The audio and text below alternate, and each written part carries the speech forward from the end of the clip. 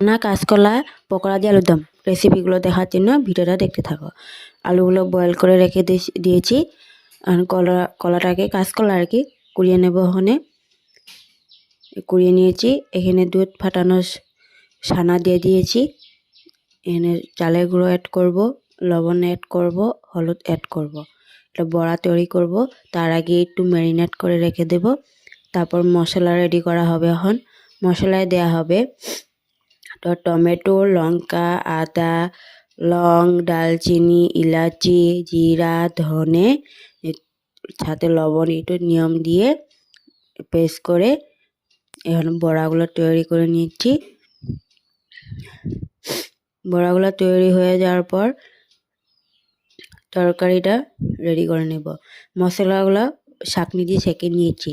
তারপর ওখানে পুরো সাঁতলাবো যতক্ষণ না জলটা শুকিয়ে আবার তেল বেরোচ্ছে। গাজর দুটো আসলে বয়েল করা এগুলো দিয়ে দিয়েছি এখানে।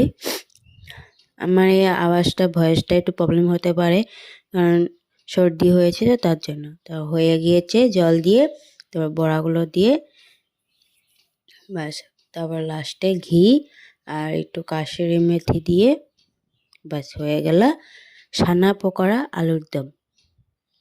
ধনেপাতাও দিয়ে দিয়েছি।